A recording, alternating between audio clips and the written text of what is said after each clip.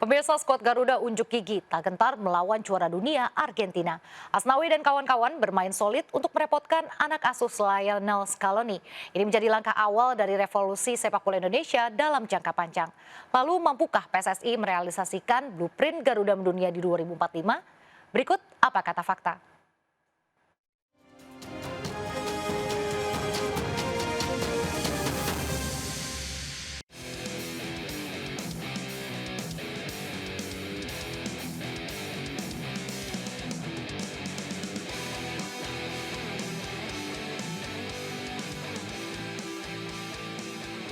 Revolusi sepak bola Indonesia dimulai. Ada agenda penting yang akan dihadapi timnas Indonesia di 2024 mendatang hingga target blueprint Indonesia di 2045. Lalu, apa kata fakta?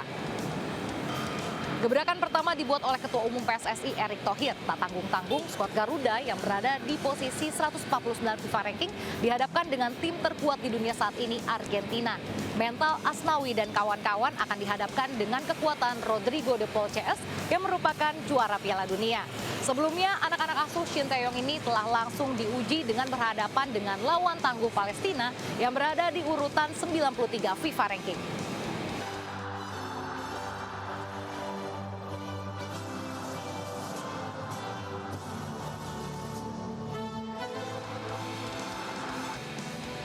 Skuad Garuda tak gentar melawan juara dunia Argentina.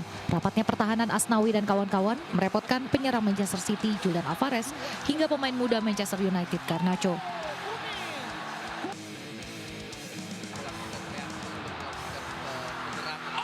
Luar biasa, syuting luar biasa, kelas dunia, syuting kelas dunia. Luar biasa, syuting kelas dunia, tendangan.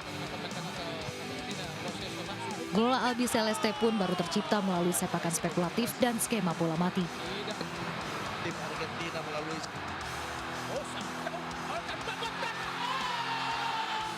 Meski terus menahan gempuran, anak asuh Shin Tae-yong juga tetap mengancam gawang Emi Martinez. Permainan kompak Indonesia pun tuai pujian dari Lionel Scaloni. Es un buen equipo y trabajó como un equipo y cuando uno trabaja como equipo las cosas se hacen mejor y no destacaría a un jugador sino a todo el bloque. Han hecho un buen partido, han jugado, han dado la cara en todo momento. Laga kontra Argentina bukan hanya sekedar hiburan bagi puluhan ribu pecinta sepak bola tanah air. Skuad Garuda juga kini punya modal penting untuk menghadapi Piala Asia setelah 16 tahun absen.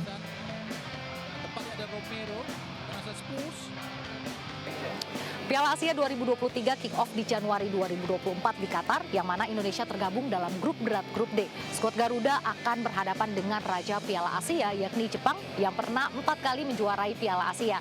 Lalu lawan tangguh Irak yang pernah mencicipi juara Piala Asia, dan satu lagi rival timnas di Asia Tenggara, yakni Vietnam. Agenda penting juga akan dihadapi oleh timnas U23 pada tahun ini, di mana pada Agustus mendatang, timnas U23 akan berkompetisi dalam Piala AFF U23. Lalu di bulan September, timnas U23 akan melakoni kualifikasi Piala Asia U23 tahun 2024.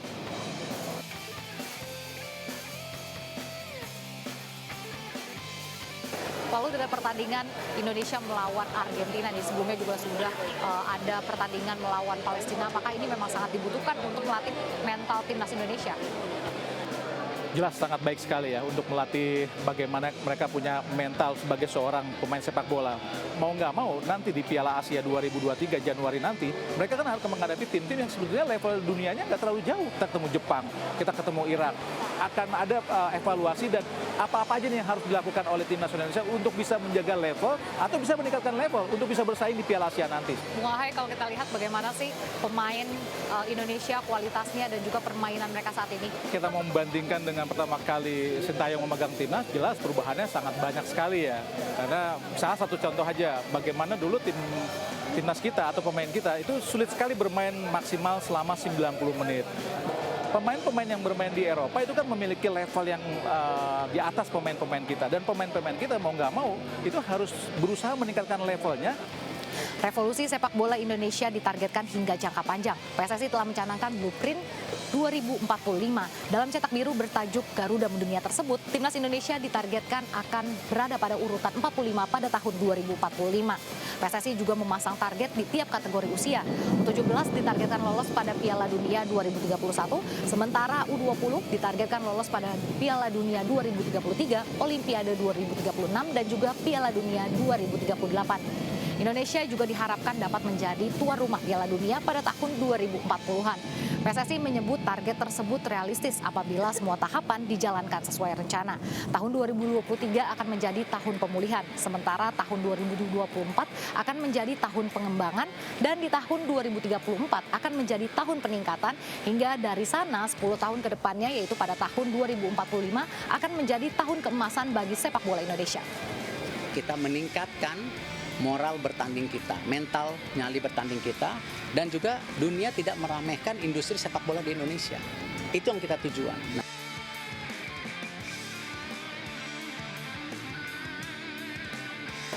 Pembenahan tentu saja tidak hanya pada level timnas. PSSI juga penting untuk memperbaiki kompetisi nasional, yakni Liga 1 yang ditargetkan naik dari peringkat 6 Asia Tenggara menjadi urutan 2. Sementara itu di Asia sendiri, Liga 1 masih berada di urutan 26.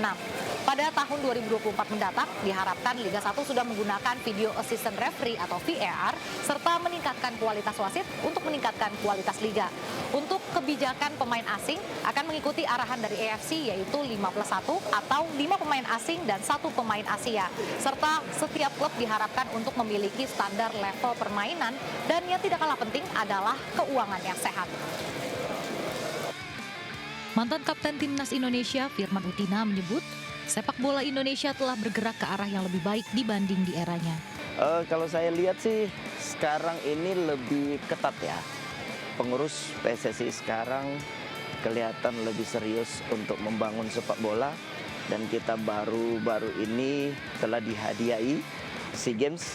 Lalu bagaimana kualitas pemain timnas yang sekarang, terlebih lagi banyak yang sudah bermain di luar negeri? Sekarang pemain-pemain muda itu banyak link bisa mendapatkan kesempatan untuk bermain di luar negeri, bahkan ada di Eropa ya.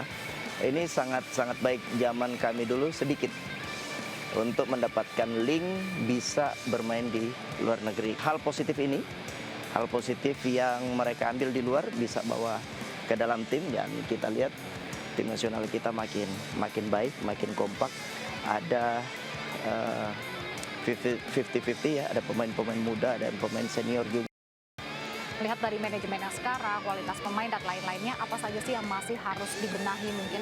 Sedikit gambaran buat teman-teman atau pengurus yang ada di PSSI itu, bahwa ya memperhatikan pemain-pemain muda atau youth development yang nantinya next generasi, sehingga mereka tidak putus. Kita lihat ada Coach Sintayong, ada Coach Indra Safri, sangat memahami kultur yang ada di Indonesia ini. Tapi tanpa pemain muda yang kita ciptakan dari dini sebaik mungkin, tanpa diperhatikan, kita tidak menghasilkan seperti Arhan, seperti Marcelino.